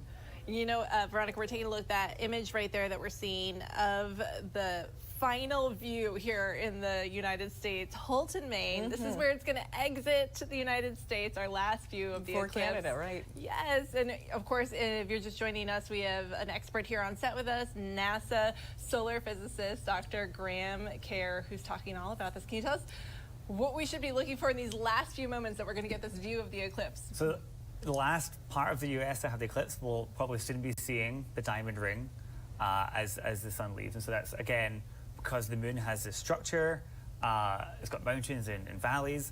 This diamond ring is the last bit of the bright sun surface it peeks through.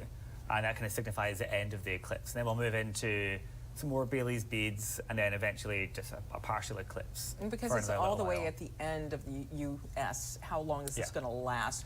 We've talked about the max, a little, what, 4 minutes, 28 seconds. Yeah. So how long will this last? It's only a couple of minutes, I think, at the end of the path, because the Earth's surface curves, and so just the projection of that shadow changes as you're going along the curved Earth towards the top of the States. So it's only a couple of minutes. All right, so as we say goodbye to this eclipse, and you've talked about the next one that's coming up, but that one's just kind of clipping Alaska, and they get dark all the time anyway, right? So when's the next one that's going to just cross across the country again? There's two coming up in about 20 years' time. So there's one in 2044. That's going to touch a bit of Montana and the Dakotas. But the next one that's going to cross a big swath of the country, it's going to be pretty comparable to the 2017 eclipse. It's going to start in California, it's a bit further south though. It's going to start in California and end in Florida, and that's in 2045. So we have quite a while to wait before we get one in the contiguous U.S. And the fact that this has touched on 15 states, Dr. Kerr, 15 states, with the fact that we know that social media, more people are on social media, more channels watching, including YouTube watching live, could this be the most watched solar eclipse ever? It might be, and that's kind of amazing. So this is coming in the middle of NASA's heliophysics big year, because we recognize, hey, there's this annular eclipse in October. There's this amazing total eclipse that's going to touch millions of people, and millions of people will move into totality, and then at the end of the year we have some stuff happening as well. And so we're really hoping that this is, as you said, one of the most watched, and that people will really start to learn about the sun and heliophysics and why it's important. Speaking of, and maybe this was just a rumor, but I heard that we first learned about the mountains on the moon from an eclipse back before we had any ability to look at the moon through a telescope, that people were learning because of those Bailey beads about the topography of the moon. That I'm not sure. I'm not sure about when that could be started. spreading rumors. It could be both. It seems plausible. But we've been studying, really, the sun for over a century, right? I mean, scientists way back, so it's not like this is something new. I think we've been studying the sun in detail in terms of physics of the sun for a couple hundred years or so, maybe a bit longer. But people have been using the sun and eclipses and some of these features for thousands of years in terms of motions in the sky. But you're right. But I think the motions of the moon was probably when Galileo was first using telescopes. Yeah. I mean, even the way they were building Egyptian tombs to line up with the solstices. I mean, it's amazing how things have been going on for so long. In fact, people have been fascinated by eclipses for thousands of years, and unfortunately, we don't have film that goes back that far. Right, but we can take you back to the eclipses as seen in 1953. Meteorologist Tony Martin turns back the clock. A lot of interesting things happened in 1953. A polio vaccine was developed. The Korean War came to an end.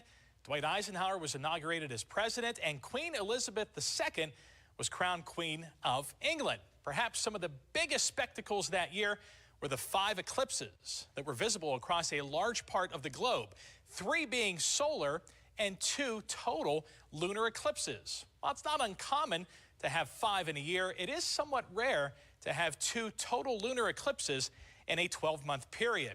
You're looking at footage from the summer of 1953 solar eclipse. People were getting a look at the second of 3 solar eclipses that year by ground and even by plane. This was the most full solar eclipse of the year in 1953, with about 90% of the sun obscured at one point. It was most visible across northern and western North America. Earth experiences 4 eclipses a year on average, 2 solar and 2 lunar. But we can have 5 solar eclipses in 1 month. The last time that happened was in 1935. The next time for that, 2206. And we want to come back out here with NASA astrophysicist Graham Kerr. Graham, this is one of those things where it's impacting everyone. I mean, there are words that you can use: marvelous, magical, cosmic, life-changing, all of that. It impacts everybody. For those of us who are older, we want to be good stewards of the planet that we live on and realize our connection to the total universe. But for kids, this can be the thing, seeing something like this, a total solar eclipse, that puts them on a path of, I want to study science. I want to major in science. I want to do something along the lines of astrophysicist, heliophysicist. How did you get into doing what you're doing? Yeah, I completely agree with you. This is a great opportunity for people to try to get enthused and enthusiastic. I kind of fell into this field. I was going to be a lawyer, but luckily for me, the Scottish government, so I'm originally from Scotland, the Scottish government had a program where they had the Scottish Space School, and they kind of plucked up 50 or so kids who are studying physics in high school and sent them off to Johnson Space Center for 10 days or so. And being at Johnson Space Center and talking to scientists and being exposed to all of the science and the engineering that's happening there and talking directly to the scientists kind of made me realize, oh, this is a job in here, as well as being something I was obviously interested in. I can make a career out of this. And so that was kind of eye-opening. So I'm hoping NASA, through this heliophysics big year and through this this total eclipse, can do the same for kids in the States. Right. Well, this has been quite the program here this morning, quite the planning, morning, afternoon that's gone into it. And for folks who have been outside witnessing maybe just a partial solar eclipse, okay, that's fine. But the content of what you have seen here today and a lot of the imagery from NASA, that will be available online. Emily, I know you have spoken with a lot of NASA experts. Yeah. But if you go onto the National Weather Desk YouTube page, there is a plethora of lots of information. And I know NASA scientists are going to be studying a lot of the citizen science data that's coming in. You guys are going to be going through this for months and years to come, right? That's exactly right. Okay, so we talked about the data that's collected on jets. We talked about citizen scientist data. How is all that data layered together then and made accessible to universities, to government, and to private sector? So in terms of universities, that's going to be the kind of probably the fundamental research. And so colleagues like my colleagues who are running the WB-57, there were 3 experiments on there. That's going to help engineering students from building the technology to take to the camera systems. It's going to help some of my physics colleagues. When they stitch together all that data, they're looking for little oscillations in the corona as they go along. So they're going to use that to understand what is the source of a lot of the dynamics that we see in the atmosphere. In terms of industry, what we learn about the sun feeds directly in because, again, we're developing technology, but I mentioned a few times this thing called space weather. Space weather directly impacts primarily the space sector, but also communications.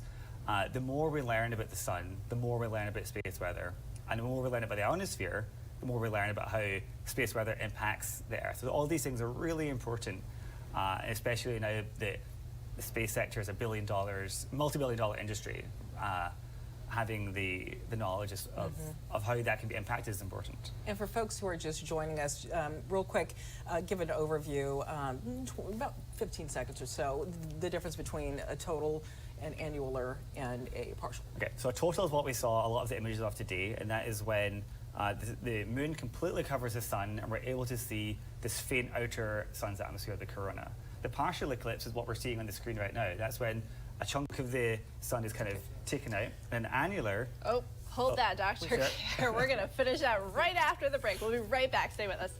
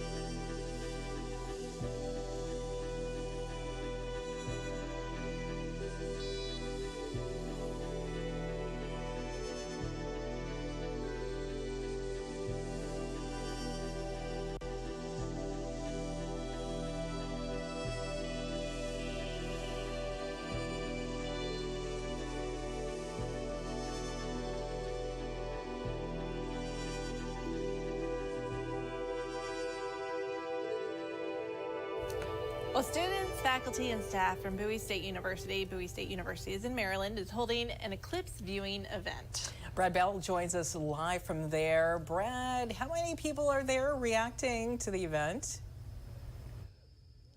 Yeah, well, look, it was a big event, but the minute it reached what we're calling totality, which was about 87% here on the D.C. suburbs, everybody left. They said, well, that's it, and everybody just packed up and left. But, you know, this was a big deal here at Bowie State. Bowie State is an HBCU. It's the oldest HBCU in the state of Maryland. It's one of the 10th oldest in the country, and they really wanted to put on a show here. Let me take a quick peek. And they got involved with NASA.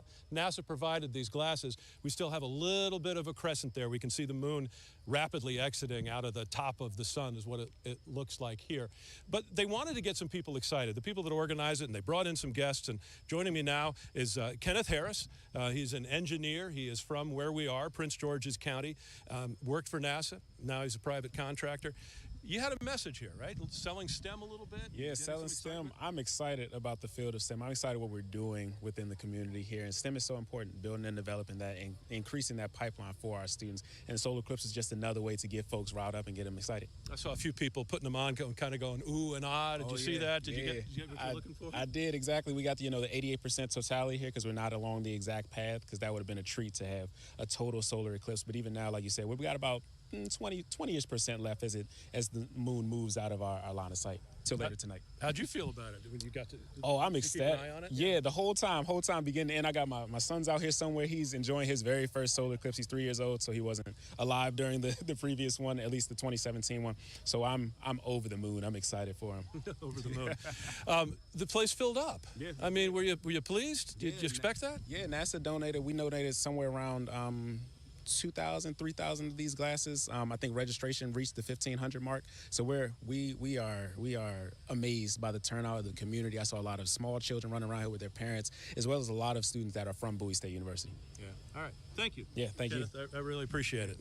Yeah, so this was a good event. You know, they had the band out here, the Bowie State band. They were playing the dancers. What did they call it? The dancing divas. They were up there and they were going for a good long time. But like I said, it was the funniest thing. Right when we got to 3:20, everybody looked up. They made an announcement and they said that's it, and everybody filed out. But it was exciting. You could hear the people going ooh and ah, and what we had here with that 87% totality was sort of someone turned the dimmer down, right? It didn't get dark, but it wasn't fully bright either. It was kind of like dusk, and now things are brightening up again. We were very lucky that we had full sun, a little bit of high clouds, but they weren't there at that key moment. So this was a nice event, and you know, to not be in the totality zone and to have a place put on such a big show like that, it was an honor and it was a privilege actually to be out here. So we'll send it back into you guys now. How would you compare this one with 2017? Because I know that you were reporting in 2017. Yeah. This was a little more, right? I think that's what the statistics show. It got a little dimmer, and I will also say in 2017, I remember exactly where I was. I was in College Park, Maryland, the University of Maryland College Park, and we had some cloud cover, so we couldn't really see it as well then as now. But it was great, you know. And with these glasses, you know, you really can see. And what we saw was the moon enter the sun from my perspective, from the bottom right, and it took its chunk out, and now it's moving out on the top, and it's quiet. We had that feeling of the eclipse, you know, that people look for, that you're experiencing something really different because the light is so odd. So this was, you know, a little bit more than in 2017. The next one is not for quite some time. I hope I live to see it. So for me, this was a thrill, and it was a pleasure to be in a group of people and to have these glasses provided by NASA so that we could keep tabs on how it was progressing. Absolutely. Thank you so very much, Brad. We were talking about in the past year, there's been 2 eclipses, but they're not the same. This one was a total solar eclipse. The last one, back in the fall, was an annular eclipse, and you were talking about that difference. Can you pick up on where you left off there? So it's an annular eclipse. It's when the moon is slightly further away in its orbit around the Earth, and so it isn't actually big enough as it's projected in the sky to cover all of the sun. And so what you see is what's called a ring of fire. So you block a big chunk of the sun, but all around the moon you have this kind of bright glow. And then, of course, during the total, it's closer, so we can block all of the sun. And again, the size, that size thing that we spoke about with the moon being 400 times smaller, it is so key, distance with respect to the sun. A lot of things have to come together for us to see this. It's really kind of magical that we're seeing it. And we get these lunar eclipses every once in a while, too, that now I don't think anybody's going to care about. Not quite as spectacular, right? What do we see with a lunar eclipse? During a lunar eclipse, so there are 3 solar eclipses, and that's when we have the sun, the moon, and the Earth lined up. But a lunar eclipse is when the Earth is in the middle. So what we're doing is we're blocking the sun's light from the moon. And in fact, the moon doesn't produce its own light. The moon reflects light from other things. And so we see the moon get dimmer. So if it's a full moon and we happen to be during a lunar eclipse, you'll see the moon get dimmer and take on this reddish hue, kind of reddish color. So not quite the show that we saw today, is what you're saying. There's always the lunar eclipse that precedes the solar. Is that right? Maybe. Okay, well, we'll get back to that one. Sure. But one of the things that we know is that the path is always different. Why? That's, again, to do with kind of everything lining up. And so the geometry of that path changes, one, depending on the season. So is the moon going around its orbit? Is it kind of coming into or away from the northward direction? But also, is it above or below that 5-degree line? Like, is That's it, right. So it can take on a lot of different paths. Right. NASA put out this image that we were just looking at of the annular that came through in October, I think it was, and then this one, because it was such a big year, and NASA was really advertising this is the sun's big year. We've got solar, cycle peaking. We have 2 eclipses we're talking about. So what next? What can we look forward to next? What's on the horizon? I guess I should say.